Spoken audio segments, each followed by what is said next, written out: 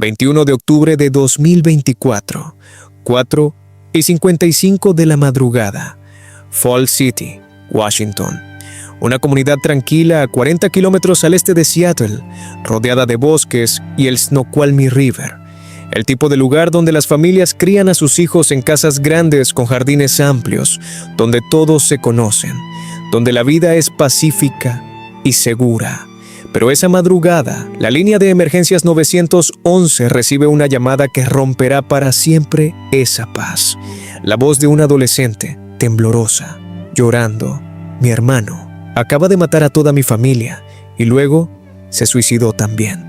El operador intenta mantener la calma mientras le pide detalles. El adolescente dice que su hermano de 13 años disparó a sus padres y a sus hermanos pequeños antes de voltearse el arma contra sí mismo, que todo pasó muy rápido, que está en shock. Las unidades policiales son despachadas inmediatamente a una elegante casa de 2 pisos en la calle Lake Alice Road. Es una residencia hermosa, bien mantenida, con vista al lago. El tipo de casa que cuesta millones de dólares y que representa el sueño americano. Cuando los oficiales llegan, encuentran al adolescente que llamó en la entrada de la casa. Tiene 15 años. Está visiblemente alterado. Les dice que la masacre acaba de ocurrir, que necesitan entrar inmediatamente. Los oficiales entran con cautela, armas desenfundadas, sin saber qué encontrarán. Y lo que encuentran es una escena de pesadilla absoluta. 5 cuerpos. Mark Humiston, 43 años, ingeniero eléctrico respetado, yace muerto en el pasillo con herida de bala en la cabeza. Sarah Humiston, 42 años, ex enfermera registrada, muerta con múltiples heridas de bala. Benjamin Humiston, 13 años, muerto con disparo en la cabeza. Joshua Humiston, 9 años, muerto con disparo en la cabeza. Catherine Humiston, 7 años, la más pequeña, muerta con disparo en la cabeza. 4 de las 5 víctimas fueron ejecutadas con un solo disparo en la cabeza. La quinta víctima, la madre Sarah, recibió múltiples disparos. Es una masacre familiar completa, y según el adolescente que llamó, todo fue hecho por Benjamin, el hermano de 13 años, quien después de matar a todos, se suicidó. Es una historia trágica, una historia de adolescente que de alguna manera obtuvo acceso a un arma y destruyó a su familia entera antes de quitarse la vida. Es una historia que los medios cubrirán como otra tragedia americana de violencia armada, excepto que es completamente falsa. Porque mientras los oficiales están procesando la escena del crimen, mientras están documentando los cuerpos y asegurando el arma, reciben otra llamada al 911. Esta viene de una casa vecina, y la voz es de una niña de 11 años. Está llorando, aterrorizada, pero su mensaje es claro y devastador. Fue mi hermano de 15 años. Él nos disparó a todos. Yo me hice la muerta. Él me disparó 2 veces, pero sobreviví. Escapé por la ventana del baño. Por favor, ayúdenme. Él mató a toda mi familia. Los oficiales se miran entre ellos con horror creciente. El adolescente que los recibió en la casa, el que llamó reportando que su hermano menor había matado a todos. Él es el asesino. Ha estado ahí parado frente a ellos actuando como víctima traumatizada cuando en realidad acaba de asesinar a 5 miembros de su familia, a sus propios padres, a sus 3 hermanos pequeños, y luego intentó culpar al hermano muerto. Esta es la historia del caso de Falls City, la historia de un adolescente de 15 años sin historial criminal, sin señales de advertencia evidentes, que una madrugada de octubre decidió matar a toda su familia. El motivo que eventualmente se revelaría es tan banal, tan mundano, que hace que el crimen sea aún más incomprensible. Reprobó algunos exámenes. Sus padres lo descubrieron. Iba a haber consecuencias. Iba a ser castigado. Y en lugar de enfrentar ese castigo, en lugar de aceptar responsabilidad por sus calificaciones, este adolescente decidió que la solución era eliminar físicamente a toda su familia. Padres, hermanos, todos. Porque si no había familia, no había castigo. Es una lógica retorcida, psicópata, completamente desprovista de empatía humana normal, Y lo que hace este caso aún más perturbador es que, después de cometer la masacre, este adolescente tuvo la sangre fría de intentar escenificar la escena del crimen. Puso el arma en la mano de Benjamin, su hermano de 13 años ya muerto. Llamó al 911 con historia elaborada, actuó frente a los oficiales, todo para salirse con la suya. Y casi funciona. Si no fuera por su hermana de 11 años, quien sobrevivió haciendo algo extraordinariamente valiente, este caso podría haber sido cerrado como tragedia de suicidio adolescente extendido. Pero ella sobrevivió. Ella escapó. Ella dijo la verdad. Y ahora este adolescente enfrenta 5 cargos de asesinato en primer grado y un cargo de intento de asesinato. La pregunta que ha paralizado al sistema judicial de Washington durante más de un año es si debe ser juzgado como adulto o como juvenil, porque esa decisión determinará si pasará 25 años a cadena perpetua en prisión o si será liberado automáticamente a los 25 años de edad. Antes de comenzar, suscríbete a Ecos del Misterio y activa la campanita, porque lo que vas a escuchar hoy va más allá de un simple caso de asesinato familiar. Es la historia de una familia que parecía perfecta desde afuera, pero que según la defensa vivía bajo extremismo religioso y abuso. Es la historia de un adolescente que la fiscalía pinta como monstruo calculador y que la defensa pinta como víctima de años de trauma. Quédate hasta el final, porque hay detalles en este caso que son absolutamente escalofriantes. El testimonio de la hermana sobreviviente sobre cómo se hizo la muerta mientras su hermano la buscaba. La evidencia forense que destruyó la historia del acusado.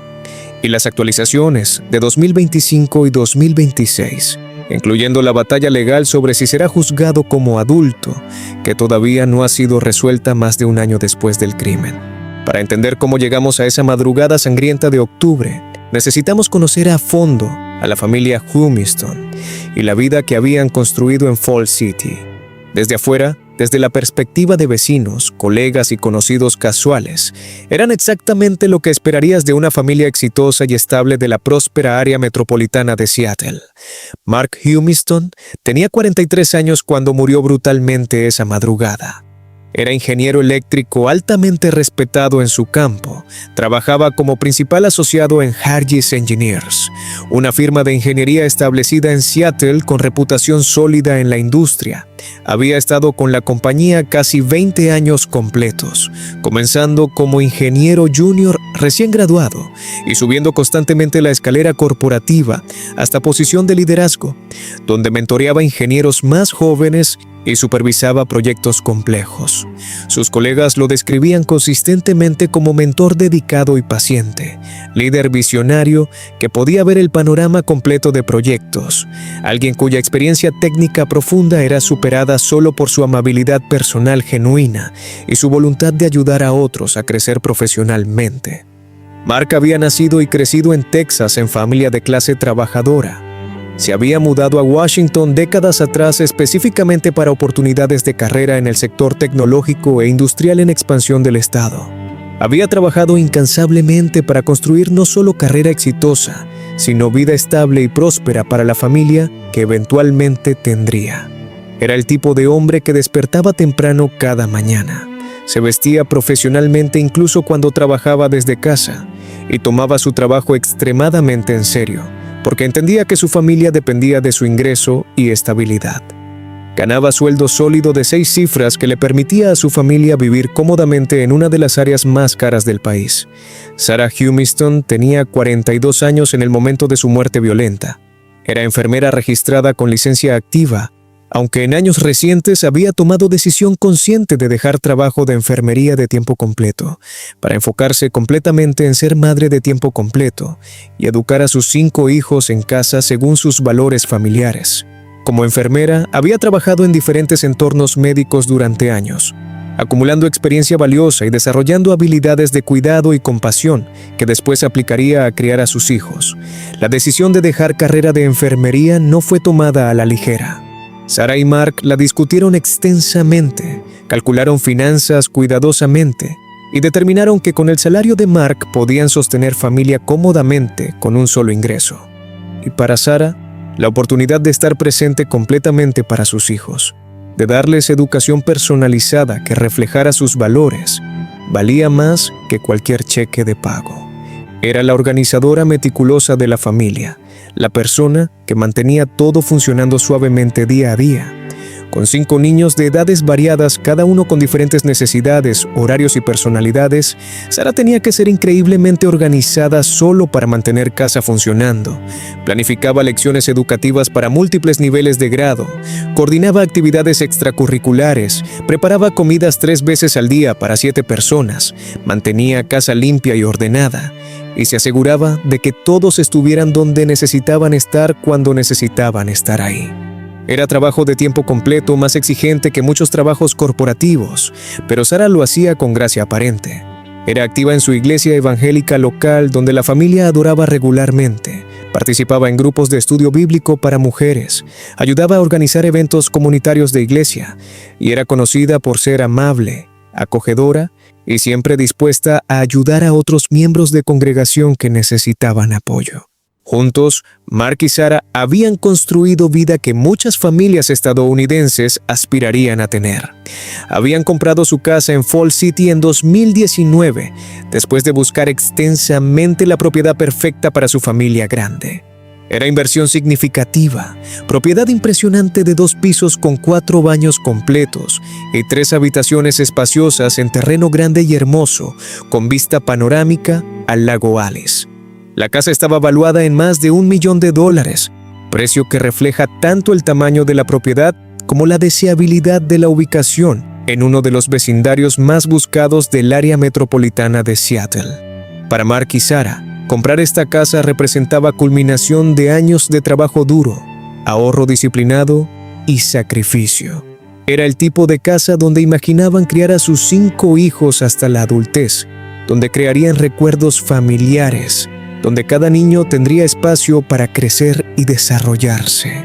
Era físicamente perfecta para familia de su tamaño, con suficientes habitaciones para que niños mayores tuvieran privacidad mientras niños más pequeños podían compartir espacio. El terreno grande les daba espacio para que niños jugaran afuera de forma segura, exploraran naturaleza y disfrutaran estilo de vida suburbano saludable.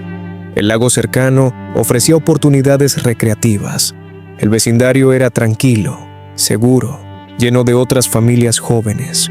Era exactamente el tipo de entorno que Mark y Sara querían para criar a sus hijos. Pacífico, hermoso, alejado del caos y crimen de ciudad grande, pero todavía razonablemente cerca de Seattle, para trabajo de Mark. Y tenían 5 hijos que eran centro absoluto de sus vidas y razón de todo su trabajo duro. El mayor era el adolescente de 15 años, cuyo nombre legal no ha sido revelado públicamente, porque continúa siendo procesado como juvenil en sistema de cortes de menores. Según reglas de privacidad de menores de Washington, su identidad está protegida hasta que y a menos que sea formalmente transferido a corte de adultos. En 2024 tenía 15 años. Estaba en 10º grado equivalente de secundaria, aunque era educado en casa en lugar de asistir a escuela pública o privada. Desde cuentas externas, parecía adolescente relativamente normal sin señales de advertencia obvias. No tenía historial de problemas disciplinarios serios con sus padres reportados a autoridades. No tenía arrestos previos ni contacto con sistema de justicia juvenil. No había reportes de servicios de protección infantil específicamente sobre él exhibiendo comportamiento violento o preocupante. Maestros de iglesia y adultos en comunidad que interactuaban con él ocasionalmente no notaron nada particularmente alarmante sobre su comportamiento o personalidad. Era, según todas las apariencias externas, adolescente típico de familia conservadora cristiana educada en casa. Lo que pasaba dentro de su mente, las fantasías oscuras que podría haber estado cultivando, los resentimientos que podría haber estado acumulando, todo eso permaneció completamente oculto hasta que explotó en violencia homicida esa madrugada de octubre. Luego venía Benjamín, conocido cariñosamente como Ben por familia y amigos, quien tenía 13 años en el momento de su asesinato. Ben era descrito por todos los que lo conocían como niño genuinamente dulce, inteligente y tranquilo. Era introspectivo, disfrutaba leyendo, era curioso sobre cómo funcionaban las cosas. Su hermana menor, la sobreviviente, después testificaría sobre el carácter de Ben. dejando absolutamente claro que su hermano nunca, jamás habría hecho lo que su hermano mayor lo acusó de hacer. Ben no era violento. Ben no era agresivo. Ben era gentil y amable, el tipo de niño que ayudaba a sus hermanos más pequeños con tareas, que cuidaba a otros, que resolvía conflictos con palabras, no con puños. La idea de que Ben podría sistemáticamente ejecutar a toda su familia y luego suicidarse era no solo incorrecta, sino ofensiva para cualquiera que realmente lo conocía. Y sin embargo, esa es exactamente la historia que su hermano mayor intentó venderle al mundo, agregando capa adicional de crueldad al crimen al no solo asesinar a Ben, sino también intentar destruir su reputación y memoria póstumamente. Después venía Joshua, conocido como Josh, quien tenía 9 años cuando fue ejecutado por su hermano mayor. Josh era niño absolutamente lleno de vida y energía. Amaba estar afuera en naturaleza que rodeaba su casa. El bosque denso y los senderos cerca de su propiedad eran su patio de juegos. Disfrutaba explorando, buscando insectos y animales pequeños, trepando árboles, construyendo fuertes con palos y ramas. Era niño que hacía 1000 preguntas, sobre todo constantemente curioso sobre cómo funcionaba el mundo a su alrededor. ¿Por qué el cielo es azul? ¿Cómo vuelan los pájaros? ¿De dónde viene lluvia? Sus padres, especialmente Sara, quien lo educaba en casa, a veces se frustraban con su curiosidad interminable, pero también la fomentaban porque sabían que esa sed de conocimiento era señal de mente aguda desarrollándose. Josh tenía toda una vida de descubrimiento y aventura adelante. Habría ido a universidad eventualmente, habría encontrado carrera, habría formado familia propia, habría vivido décadas de vida significativa y plena. Todo eso fue robado en fracción de segundo, cuando su hermano mayor le disparó en la cabeza mientras yacía en pasillo de su propia casa. Luego estaba la sobreviviente, la niña de 11 años cuya identidad también ha sido protegida cuidadosamente por razones de privacidad y seguridad. Su nombre no ha sido revelado públicamente en cobertura mediática y no será revelado aquí. Lo que sí sabemos es que tenía 11 años en octubre de 2024, que compartía habitación con su hermana menor Catherine, y que su testimonio presencial del crimen fue absolutamente crucial para revelar verdad. Esta niña ha mostrado coraje extraordinario durante el proceso más traumático imaginable. No solo sobrevivió físicamente al ser baleada 2 veces por su hermano, no solo tuvo presencia mental de hacerse muerta para que no la matara, no solo logró escapar por ventana y correr a casa de vecino pidiendo ayuda, sino que después tuvo que sentarse con detectives y relatar en detalle gráfico lo que vio esa madrugada. Tuvo que testificar que su propio hermano, alguien en quien había confiado toda su vida, fue quien metódicamente asesinó a cada miembro de su familia y luego intentó matarla a ella también. Ese tipo de testimonio requiere fortaleza que muchos adultos no poseen, y ahora vive con su abuela materna, asistiendo a terapia intensiva, tratando de reconstruir alguna semblanza de vida normal después de perder literalmente a todos en su familia nuclear, excepto al hermano que trató de asesinarla. El trauma psicológico que carga es inimaginable y la afectará cada día por resto de su vida. Y finalmente estaba Catherine, conocida como Katy por familia, quien tenía solo 7 años cuando fue ejecutada. Katy era la bebé absoluta de la familia, la más joven de 5, adorada por todos sus hermanos mayores y mimada por sus padres. Tenía toda esa energía ilimitada e inocencia pura que niños de 7 años poseen. El mundo para ella todavía era lugar mágico lleno de posibilidades. Todavía creía en todo lo bueno. Confiaba en todos incondicionalmente, especialmente en sus hermanos mayores que eran sus héroes. Cuando despertó esa madrugada con sonidos aterradores de disparos, probablemente estaba confundida y asustada, buscando a su mamá o papá para que le explicaran qué estaba pasando y la hicieran sentir segura nuevamente. En lugar de eso, encontró a su hermano mayor con arma y fue asesinada instantáneamente. Nunca llegó a experimentar nada más de vida. Nunca fue a primer baile escolar. Nunca tuvo primer amor. Nunca se graduó de secundaria o universidad. Nunca tuvo carrera o familia propia. Su vida entera de potencial fue borrada cuando tenía apenas 7 años. Y ese es el peso completo del crimen que estamos discutiendo aquí. No solo 5 muertes, sino décadas de vida robadas, experiencias que nunca sucederán, recuerdos que nunca serán creados.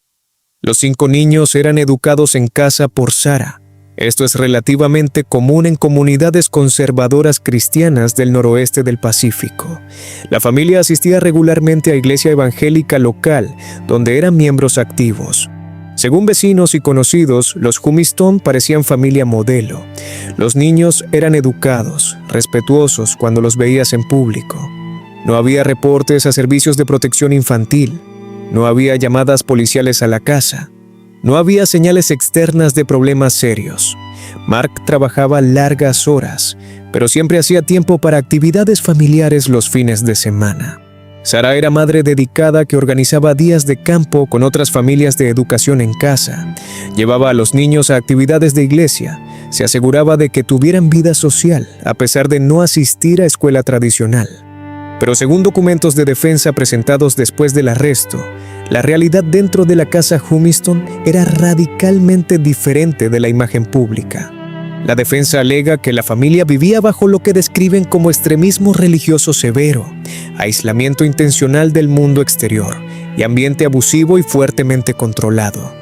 Específicamente, los documentos de defensa afirman que Mark y Sarah eran paranoicos sobre el gobierno y profesionales médicos, particularmente relacionado con vacunas COVID-19, que los niños eran criados bajo lo que la defensa llama ideología de supervivencialismo militante rígido, que tenían acceso a armas de fuego como parte de su entrenamiento de supervivencia, que el ambiente del hogar era abusivo, denigrante, dominado por creencias religiosas extremas.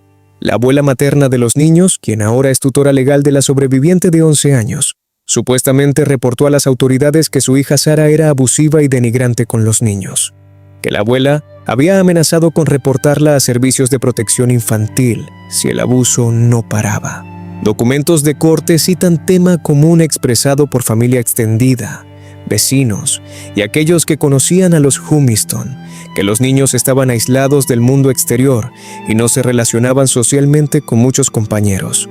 Solo unas pocas familias selectas que iban a su iglesia y eran amigos de la familia, que los niños no tenían vida social normal, que todo su mundo era su familia inmediata y su iglesia. Ahora, es crucial notar que estas alegaciones vienen de la defensa tratando de construir caso para mantener al acusado en corte juvenil. La fiscalía disputa estas caracterizaciones y la realidad probablemente está en algún punto intermedio. ¿Eran Mark y Sarah padres perfectos? Probablemente no. ¿Tenían creencias religiosas conservadoras fuertes? Sí, claramente. ¿Educaban en casa a sus hijos y limitaban su exposición a influencias seculares? Sí. ¿Esto constituye abuso que justificaría asesinar a toda la familia? Absolutamente no, según la ley. Pero estas alegaciones son importantes porque forman parte de la narrativa que la defensa está construyendo, que el acusado de 15 años creció en ambiente tóxico, que contribuyó a su deterioro mental, que no es simplemente monstruo malvado, sino producto de crianza disfuncional. Veremos cómo esta narrativa se desarrolla en corte eventualmente. Lo que es indiscutible es que en verano y otoño de 2024, algo estaba mal en la casa Humiston. El hijo mayor, el acusado, estaba fallando en algunas de sus materias de educación en casa. No está claro exactamente qué materias o qué tan severamente estaba fallando, pero Mark y Sarah se dieron cuenta. Y según reportes, iban a implementar consecuencias. Iban a restringir privilegios, iban a intensificar supervisión, iban a hacer lo que la mayoría de padres harían cuando sus hijos están teniendo problemas académicos. Y para la mayoría de los adolescentes, esto sería molestia, frustración, quizás resentimiento. Pero para este adolescente en particular, la idea de enfrentar consecuencias por fallar era tan intolerable que comenzó a planear algo imperdonable. Comenzó a planear eliminar a toda su familia, porque si no había padres que lo castigaran, no había problema.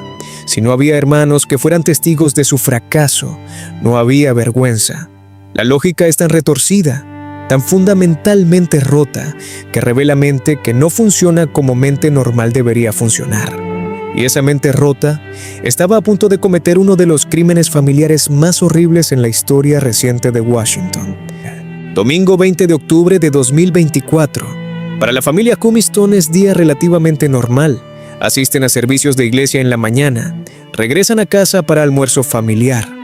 Los niños pasan la tarde haciendo actividades de domingo típicas, quizás leyendo, jugando afuera, pasando tiempo juntos. Mark y Sarah están conscientes de que necesitan tener conversación seria con su hijo mayor sobre sus calificaciones. Han descubierto que ha estado mintiendo sobre su progreso en algunas materias, que no está completando asignaciones, que está fallando. Para padres como Mark y Sarah, quienes valoran disciplina, estructura y excelencia académica, esto es inaceptable. No están siendo irrazonables, no están abusando de su hijo. Simplemente están tratando de mantenerlo responsable, de asegurarse de que tome su educación seriamente, de prepararlo para vida adulta. Planean hablar con él después de la cena. Quieren explicar que habrá consecuencias. Probablemente restricción de privilegios, tal vez supervisión más cercana de su trabajo escolar, quizás menos tiempo libre, consecuencias normales, apropiadas que millones de padres implementan todos los días. Pero no saben que su hijo no ve estas consecuencias como normales, las ve como inaceptables, como intolerables, como algo que debe ser evitado a cualquier costo. Y ese costo, en su mente distorsionada, será las vidas de toda su familia. Durante la tarde del domingo, el acusado comienza a prepararse mentalmente para lo que planea hacer. No sabemos exactamente cuánto tiempo había estado considerando esta idea. ¿Fue decisión impulsiva tomada ese mismo día? ¿O había estado rumiando sobre esto durante días o semanas? La fiscalía argumentará que fue premeditado, planificado con anticipación, evidenciado por cómo sistemáticamente ejecutó el crimen y trató de encubrir. La defensa argumentará que fue acto impulsivo de adolescente en crisis. Lo que sí sabemos es que, en algún punto del domingo, el acusado toma decisión final. Va a hacerlo. Va a matar a su familia. Y sabe cómo. Mark Cumiston, como muchos estadounidenses, poseía arma de fuego para protección personal. Era pistola Glock plateada que guardaba en caja de seguridad pequeña. A veces Mark mantenía la caja cerca de la puerta principal para poder llevarla al trabajo. Como ingeniero que ocasionalmente visitaba sitios de construcción, sentía más seguro teniendo arma accesible. La caja tenía cerradura de combinación. Y según testimonio de la hermana sobreviviente, su hermano de 15 años era el único de los niños que conocía la combinación. Porque Mark le había dado la combinación a su hijo mayor no está claro. Quizás confiaba en él. Quizás lo estaba entrenando en seguridad de armas como parte de educación de supervivencialismo, que supuestamente era parte de crianza familiar. Cualquiera sea la razón, significaba que el acusado tenía acceso a arma cargada letal y planeaba usarla. La cena del domingo transcurre relativamente normal.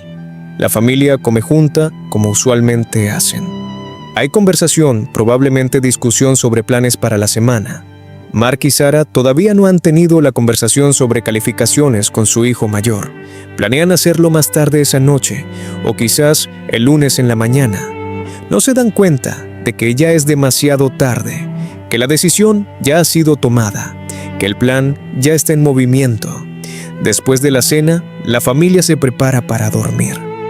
Es noche de escuela. Bueno, técnicamente no porque son educados en casa, pero todavía mantienen horario estructurado. Los niños se van a sus habitaciones alrededor de las 9 de la noche. Mark y Sarah se van a su habitación poco después. La casa se silencia. Todos duermen, excepto el acusado. Él espera. Espera hasta que está seguro de que todos están dormidos profundamente.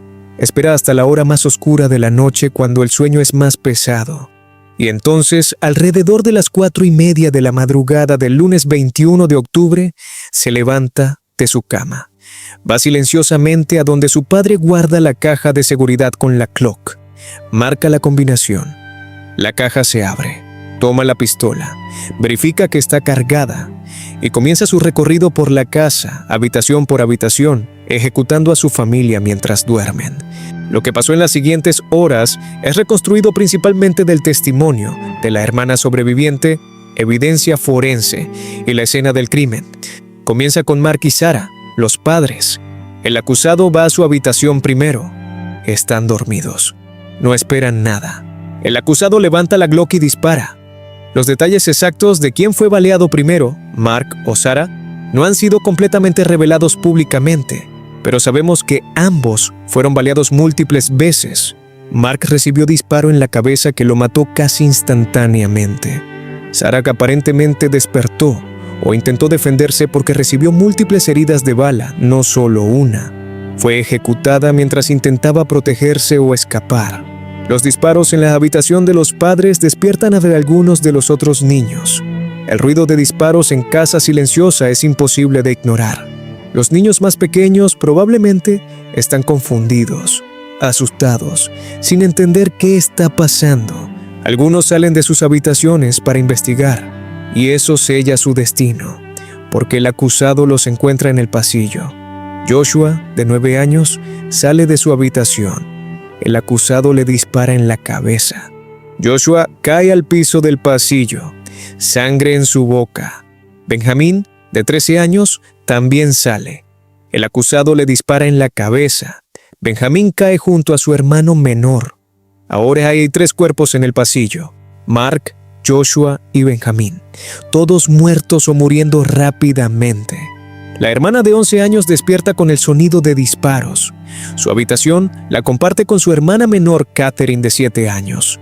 Mira hacia afuera de su puerta de habitación y ve escena horrorosa. Ve a su padre Mark con sangre en su cabeza, inmóvil en el piso. Ve a Joshua con sangre en su boca. Su cerebro está tratando de procesar lo que está viendo, pero no tiene sentido. Y entonces ve a su hermano de 15 años. Tiene pistola en la mano y lo ve disparar. Catherine, la hermana de 7 años, ha salido de la habitación. Probablemente escuchó los disparos. Probablemente estaba buscando a su mamá, queriendo que alguien le dijera que todo estaba bien. Pero en lugar de consuelo, encuentra a su hermano mayor con arma, y él le dispara. El acusado dispara a Catherine en la cabeza. La niña de 7 años cae al piso, muerta instantáneamente.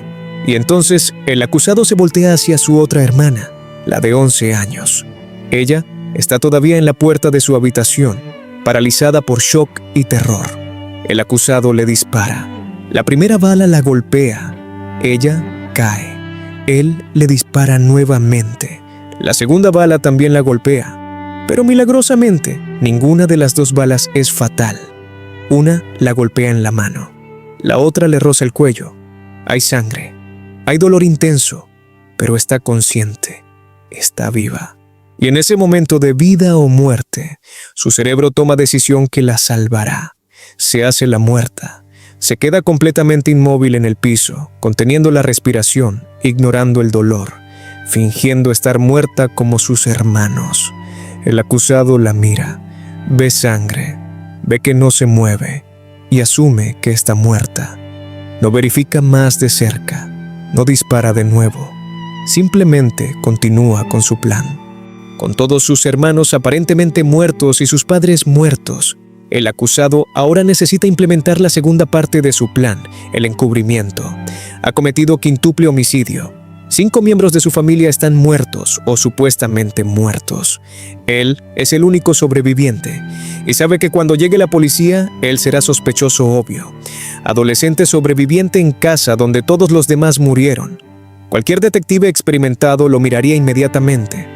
Entonces, necesita desviar sospecha. Necesita historia que explique lo que pasó sin culparse a sí mismo. Y la historia que inventa es simple, pero efectiva en superficie. Su hermano Benjamín lo hizo. Benjamín mató a todos y luego se suicidó. Para hacer esta historia creíble necesita escenificar la escena del crimen. Va al cuerpo de Benjamín, su hermano de 13 años al que acaba de asesinar. Toma otra Glock que su padre también poseía. Levanta el brazo izquierdo de Benjamín. Coloca la pistola en su mano izquierda. La posiciona en su pecho, como si Benjamín se hubiera disparado a sí mismo. Es escenificación burda, amateur. Cualquier investigador forense experimentado verá inmediatamente que es falso. La posición de la pistola está mal. No hay residuo de pólvora en la mano de Benjamín consistente con haber disparado arma. La trayectoria de balas no coincide. Pero el acusado de 15 años no sabe esto. Piensa que su escenificación es convincente. Piensa que engañará a la policía. Con la escena escenificada, toma su teléfono y llama al 911. Son las 4:55 de la madrugada. Su actuación es impresionante para alguien de su edad. Llora. Su voz tiembla. Suena genuinamente traumatizado. Mi hermano acaba de matar a toda mi familia y se suicidó también, le dice al operador. Sigue el guión perfectamente. Responde preguntas. Proporciona detalles. Hace todo lo que víctima traumatizada haría. El operador le dice que permanezca en línea, que ayuda está en camino. Y el acusado espera, todavía actuando, mientras las unidades policiales se apresuran a la escena. Mientras el acusado está hablando con el operador del 911, algo que no sabe está sucediendo arriba. Su hermana de 11 años, la que pensaba que había matado, está viva. Está herida, sangrando, en agonía de dolor, pero está viva y está pensando. Escucha a su hermano abajo hablando por teléfono, escucha su voz y se da cuenta de algo con claridad absoluta. Necesita escapar, porque si su hermano descubre que está viva, la matará definitivamente esta vez. Se levanta silenciosamente del piso. Cada movimiento es agonía. Tiene herida de bala en la mano que sangra profusamente. Tiene herida en el cuello que podría haber sido fatal si hubiera estado 1 centímetro más a la izquierda. Pero no puede pensar en dolor ahora. Solo puede pensar en sobrevivir. Se mueve silenciosamente hacia el baño que está en el 2º piso. El baño tiene ventana pequeña que da al exterior de la casa. Es ventana relativamente alta, pero es su única opción. Escucha a su hermano todavía abajo, todavía en el teléfono con el 911, todavía actuando como víctima traumatizada. Sabe que tiene minutos, tal vez solo segundos, antes de que él termine la llamada y venga a verificar los cuerpos. Abre la ventana del baño con sus manos temblorosas y ensangrentadas. El aire frío de la madrugada de octubre entra. Afuera está oscuro. El sol no saldrá por un par de horas más, pero puede ver suficiente para saber que hay techo inclinado directamente abajo de la ventana. Si puede llegar a ese techo, puede deslizarse hacia abajo al jardín. Trepa por la ventana. Es difícil con sus heridas, pero la adrenalina le da fuerza sobrehumana. Se desliza por el techo. Salta al jardín. Sus pies descalzos golpean el pasto frío y húmedo. Y corre. Corre hacia la casa del vecino más cercano. Está sangrando. Está en shock. Probablemente está empezando a sentir efectos de pérdida de sangre, pero sigue corriendo. No puede parar. Su vida depende de llegar a ayuda antes de que su hermano se dé cuenta de que ha escapado. Llega a la casa del vecino. Toca la puerta frenéticamente. Un vecino abre. Es aproximadamente 5 de la madrugada y se encuentra con niña de 11 años cubierta de sangre, temblando, apenas coherente. La niña le dice que necesita llamar al 911 inmediatamente, que su hermano disparó a toda su familia, que ella fue baleada 2 veces pero escapó, que sus padres y hermanos están muertos. El vecino, impactado, la deja entrar y llama inmediatamente al 911. Esta es la segunda llamada que recibe despacho sobre incidente en casa Humiston. La primera fue del acusado reportando que su hermano Benjamín había matado a todos y se había suicidado. Esta segunda es de la hermana sobreviviente diciendo que fue el hermano de 15 años quien disparó a todos. Las 2 historias son completamente contradictorias. Los despachadores inmediatamente alertan a las unidades que ya están en ruta de que hay información conflictiva, que la situación es más compleja de lo que inicialmente se reportó. Cuando los oficiales llegan a la casa en Lake Alice Road, alrededor de las 5 de la mañana, encuentran al acusado esperándolos en la entrada. Como mencionamos antes, está actuando como víctima traumatizada. Pero ahora los oficiales saben que hay otra versión de eventos de testigo que escapó. Mantienen al acusado afuera mientras otros oficiales aseguran la escena. Cuando entran a la casa, la magnitud del horror se revela. 5 cuerpos, una familia entera destruida, 4 víctimas con heridas de bala en la cabeza, ejecuciones esencialmente. La madre con múltiples heridas de bala sugiriendo que intentó defenderse o escapar. Y la escenificación burda con la pistola en la mano de Benjamín es inmediatamente obvia para investigadores experimentados. La posición está mal. Todo sobre la escena grita que fue escenificada. Los investigadores fotografían exhaustivamente la escena, documentan posición de cada cuerpo, recolectan evidencia balística, toman muestras para análisis forense. Y mientras hacen esto, la hermana sobreviviente está siendo transportada a Harborview Medical Center en Seattle, el principal centro de trauma de la región. Sus heridas son tratadas. Afortunadamente, ninguna es inmediatamente amenazante para la vida, aunque está severamente traumatizada física y emocionalmente. Una vez estabilizada, detectives llegan para entrevistarla, y lo que ella les cuenta es demoledor para la narrativa del acusado. Describe con detalle cómo despertó con sonidos de disparos, cómo vio a su padre, Joshua y Benjamín en el pasillo con heridas de bala, cómo vio a su hermano de 15 años con la pistola, cómo lo vio disparar a Catherine, cómo le disparó a ella 2 veces, cómo se hizo la muerta para sobrevivir, cómo esperó hasta escucharlo bajar, y entonces escapó por la ventana del baño. Su testimonio es claro, consistente, detallado. Identifica específicamente la pistola usada como la Glock plateada de su padre. Confirma que su hermano mayor era el único de los niños que conocía la combinación de la caja de seguridad. Proporciona la cronología de eventos. Es testimonio de testigo presencial perfecto y destruye completamente la historia del acusado. Basándose en el testimonio devastador de la hermana sobreviviente, la evidencia forense contundente y la escenificación obviamente burda de la escena del crimen, los investigadores del condado de King determinan rápidamente y sin duda razonable que el acusado de 15 años es el perpetrador. Es arrestado formalmente en la escena mientras todavía intenta mantener su actuación de víctima traumatizada. Cuando los detectives le informan que su hermana sobrevivió, y ha dado declaración completa identificándolo como el tirador, su fachada aparentemente colapsa. Es transportado inmediatamente al King County Children and Family Justice Center, la facilidad de detención juvenil en Seattle, donde es mantenido en custodia segura sin posibilidad de fianza mientras la investigación continúa. Los investigadores pasan los siguientes 3 días recolectando y analizando cada pieza de evidencia de la escena del crimen. La oficina del médico forense del condado de King realiza autopsias exhaustivas en los 5 cuerpos. Los resultados son consistentes con testimonio de la hermana sobreviviente y contradicen completamente la historia del acusado. 4 víctimas, Mark, Joshua, Benjamín y Catherine, murieron de heridas de bala únicas en la cabeza, ejecuciones esencialmente. Sarah, la madre, recibió múltiples heridas de bala sugiriendo que despertó durante ataque, intentó defenderse o huir. Las trayectorias de las balas son analizadas por expertos balísticos. La pistola Glock plateada de Mark es identificada definitivamente como arma homicida. Se encuentran huellas dactilares del acusado en el arma, confirmando que él la manejó. El análisis de residuo de pólvora muestra que el acusado disparó arma recientemente, mientras que Benjamín, el hermano que supuestamente se suicidó según historia falsa del acusado, no tiene residuo de pólvora en sus manos consistente con haber disparado arma. La posición de la pistola en la mano izquierda de Benjamín es anatómicamente incorrecta para suicidio.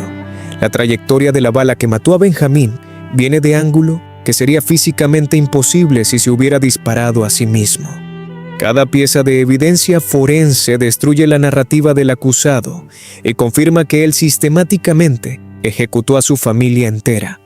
24 de octubre de 2024, apenas 3 días después de la masacre que conmocionó a toda la región del noroeste del Pacífico. El acusado es formalmente acusado en corte juvenil del condado de King de 5 cargos separados de asesinato agravado en primer grado y un cargo de intento de asesinato en primer grado con mejora de arma de fuego. Cada uno de los 5 cargos de asesinato corresponde a una de las víctimas: Mark Humiston, su padre; Sarah Humiston, su madre; Benjamin Humiston, su hermano de 13 años; Joshua Humiston, su hermano de 9 años; y Catherine Humiston, su hermana de 7 años. El sexto cargo corresponde a su hermana de 11 años, quien sobrevivió sus 2 disparos y cuyo testimonio ahora es evidencia central del caso. Los cargos de asesinato agravado en primer grado son los más serios que un menor puede enfrentar en el estado de Washington. Son reservados para los asesinatos más premeditados, calculados y sin piedad. La fiscalía alega que el acusado sistemáticamente asesinó a cada miembro de su familia uno por uno, que tuvo múltiples oportunidades de parar y no lo hizo, que después de matar a sus padres, tuvo que tomar decisión consciente de matar a cada uno de sus hermanos también, que no fue acto impulsivo de furia momentánea, sino ejecución metódica. El sexto cargo, intento de asesinato en primer grado, se refiere a su hermana de 11 años. Aunque ella sobrevivió, él claramente intentó matarla disparándole 2 veces. La mejora de arma de fuego agrega años adicionales potenciales a cualquier sentencia. Según ley de Washington, cuando un menor de 15 años es acusado de asesinato agravado, el caso inicialmente se presenta en corte juvenil, pero la fiscalía puede solicitar que sea transferido a corte de adultos. Y eso es exactamente lo que hace la oficina del fiscal del condado de King. 25 de octubre, día después de que los cargos fueron presentados, los fiscales piden formalmente que el caso sea movido a corte de adultos. Su argumento es simple. La severidad del crimen exige que sea tratado como adulto. 5 personas muertas, 3 de ellas niños pequeños, una cuarta niña casi asesinada. Todo premeditado, planeado, ejecutado fríamente. Si algún caso merece ser juzgado en corte de adultos, es este. La diferencia en sentencias potenciales es enorme y es el corazón de por qué esta decisión importa tanto. Si el caso permanece en corte juvenil y el acusado es encontrado culpable, sería mantenido en facilidad juvenil hasta la edad de 25 años. Eso significa menos de 10 años desde ahora. A los 25 años sería liberado automáticamente sin sanciones adicionales, sin libertad condicional, sin supervisión, simplemente liberado. Caminaría libre habiendo servido menos de 10 años por matar a 5 personas, incluyendo 3 niños.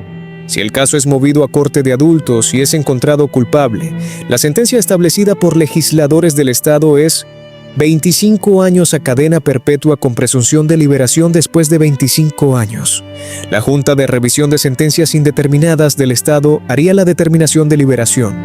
Además, sería mantenido en facilidad juvenil hasta cumplir 25 años de edad y luego sería transferido al Departamento de Correcciones para cumplir el resto de su sentencia en prisión de adultos. Esencialmente, si es juzgado como adulto, enfrentaría mínimo 25 años en prisión y posiblemente cadena perpetua. Los fiscales argumentan que esta es la única sentencia apropiada para la magnitud de su crimen. La defensa, por supuesto, se opone vigorosamente.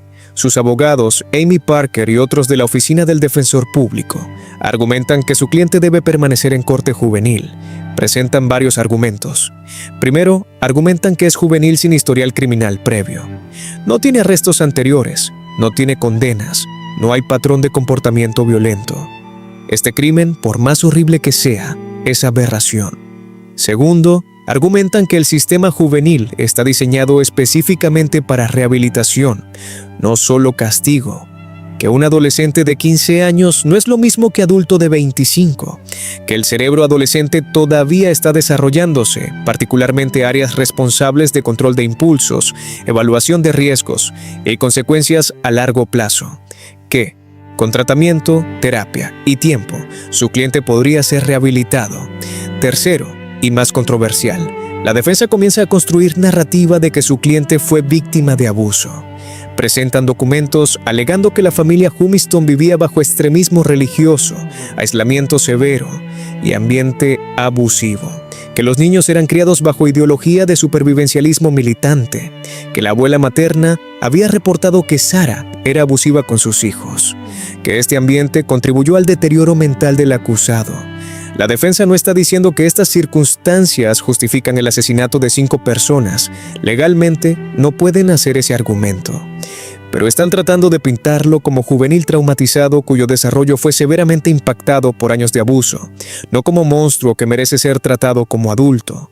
Estos argumentos opuestos establecen el escenario para lo que se llama audiencia de declinación, Esta es audiencia especial donde el juez escucha evidencia de ambos lados y toma decisión sobre si el caso permanece en corte juvenil o es transferido a corte de adultos.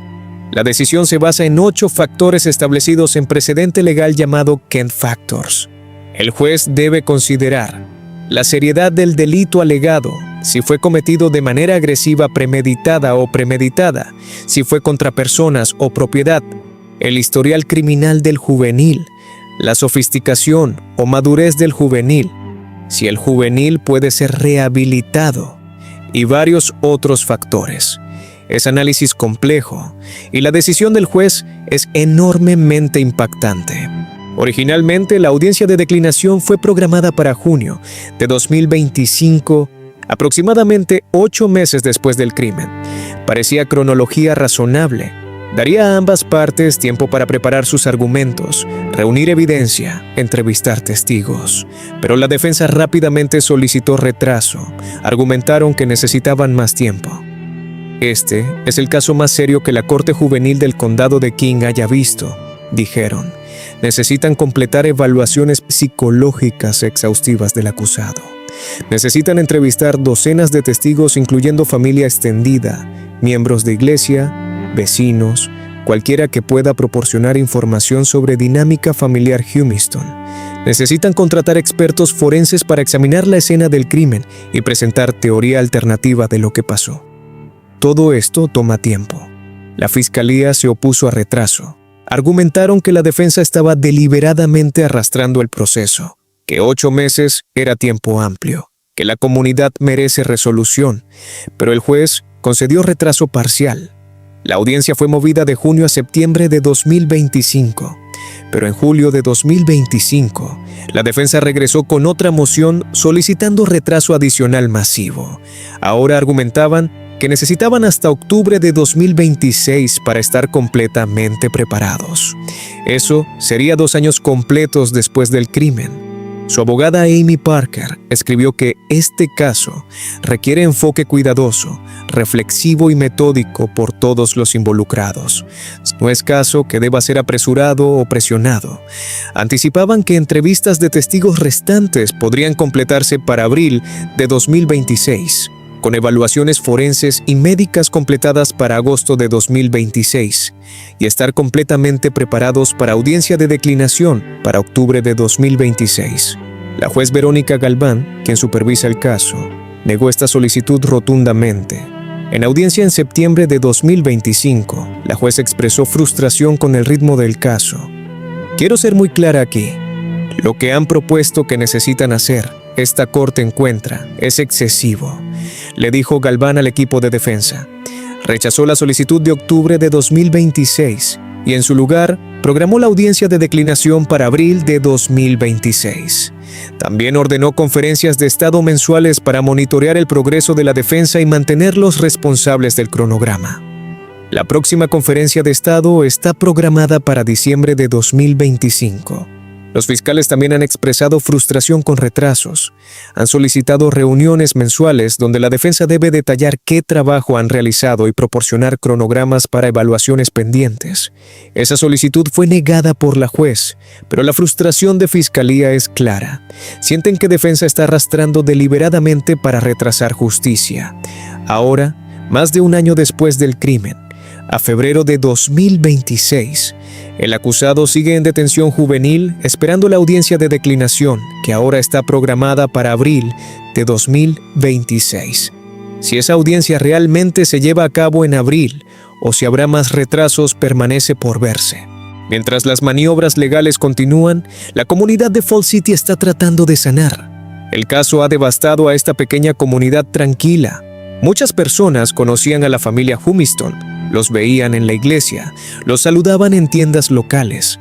Saber que algo tan horrible pasó en su vecindario, que familia aparentemente normal fue aniquilada por su propio hijo, ha sacudido el sentido de seguridad de todos. La casa en Lake Alice Road se ha convertido en especie de atracción macabra. Gente maneja lentamente pasando, mirando la casa donde 5 personas fueron asesinadas. En octubre de 2025, 1 año después de la masacre, sonidos de construcción resonaban desde la propiedad Humiston. La abuela materna, quien ahora es tutora legal de la niña sobreviviente, es fideicomisaria de la casa. Ha ordenado limpieza profesional de materiales peligrosos de la casa. Hay planes de vender la propiedad renovada. Algunos vecinos se han mudado en el año desde la tragedia. No pueden soportar vivir tan cerca de donde pasó algo tan horrible. La empresa de Mark, Hargis Engineers, publicó declaración después de su muerte. Estamos cegados y entristecidos por los eventos trágicos que han llevado a la pérdida de colega, mentor y amigo respetado, así como la pérdida de miembros de familia inmediata. El liderazgo y visión de Mark eran integrales dentro de nuestra firma y será muy extrañado. Nuestros pensamientos están con su familia sobreviviente, amigos y colegas durante este tiempo difícil. La iglesia donde la familia adoraba también emitió declaración, expresando shock y dolor, ofreciendo oraciones por todos los afectados. El Distrito Escolar del Valle Snoqualmie, aunque los niños Humiston eran educados en casa, envió carta a familias expresando condolencias y ofreciendo servicios de apoyo a estudiantes que pudieran estar afectados. La tragedia ha resonado mucho más allá de Falls City, convirtiéndose en noticia nacional e internacional. Otro ejemplo horrible de violencia armada doméstica en Estados Unidos. Mientras escribo esto en febrero de 2026, 16 meses completos después de esa madrugada horrible de octubre, el caso permanece en limbo legal frustrante. El acusado haya estado en detención juvenil en el King County Children and Family Justice Center durante todo ese tiempo. 16 meses es tiempo extraordinariamente largo para que caso permanezca sin resolución, pero complejidades de decidir si juvenil debe ser juzgado como adulto han creado retrasos masivos. Su hermana sobreviviente, quien ahora tendría 12 o 13 años dependiendo de cuándo exactamente es su cumpleaños, está viviendo con su abuela materna tratando de reconstruir alguna semblanza de vida normal después de trauma que desafía descripción. Ha perdido a toda su familia inmediata en acto de violencia brutal, excepto al hermano que activamente trató de asesinarla. Está en terapia intensiva múltiples veces por semana, procesando no solo las muertes violentas de sus padres y hermanos, sino el hecho devastador de que su propio hermano, alguien en quien había confiado incondicionalmente toda su vida, fue quien los asesinó metódicamente. Es trauma psicológico que la afectará profundamente cada día por resto de su vida. Tendrá que lidiar con pesadillas, flashbacks, ansiedad severa, probablemente trastorno de estrés postraumático diagnosticable. Tendrá que navegar años de adolescencia y adultez temprana sin sus padres que la guíen. Tendrá que procesar pérdida de sus hermanos que deberían haber sido sus compañeros de toda la vida. Y tendrá que hacerlo todo mientras sabe que el hermano que causó todo esto todavía está vivo en algún lugar del sistema de justicia. La audiencia de declinación crucial programada para abril de 2026 determinará trayectoria completa del futuro del acusado y en muchas formas si habrá algo parecido a justicia real para 5 víctimas. Si la juez Verónica Galván decide después de escuchar evidencia y argumentos de ambos lados que el caso debe permanecer en sistema de corte juvenil, el acusado eventualmente será juzgado ante juez juvenil sin jurado de pares. El sistema juvenil no usa jurados, solo jueces toman decisiones. Si es encontrado culpable en corte juvenil, que parece resultado virtualmente inevitable dada evidencia abrumadora, incluyendo testimonio de testigo presencial de su hermana, confesión implícita en su llamada inicial al 911 donde inadvertidamente reveló detalles que solo perpetrador sabría, evidencia forense completa, y escenificación torpe de escena del crimen, será sentenciado a detención juvenil hasta edad 25. Eso significa que cumplirá menos de 10 años por aniquilar familia entera. A los 25 años caminará libre sin supervisión, sin libertad condicional, sin restricciones. Podrá cambiar nombre, mudarse a cualquier lugar, comenzar vida completamente nueva. Y las 5 personas que asesinó seguirán muertas mientras él vive el resto de su vida presumiblemente larga y saludable. Para muchos observadores, incluyendo miembros supervivientes de familia Humiston, familia extendida, amigos, colegas de Mark, miembros de iglesia y residentes de Falls City, esto representa fracaso completo de justicia. ¿Cómo pueden 5 vidas, incluyendo 3 niños pequeños inocentes, valer menos de 10 años de detención? Si la juez Galván decide transferir caso a sistema de corte de adultos, habrá juicio completamente nuevo, con todos los procedimientos formales que eso implica. Habrá selección de jurado donde docenas de residentes del condado de King serán evaluados para servir. Habrá argumentos de apertura dramáticos de ambos lados. Fiscalía presentará su caso metódicamente, evidencia forense, testimonio de testigos, análisis balístico, registros de llamadas al 911, autopsias completas de las 5 víctimas mostrando cómo murieron.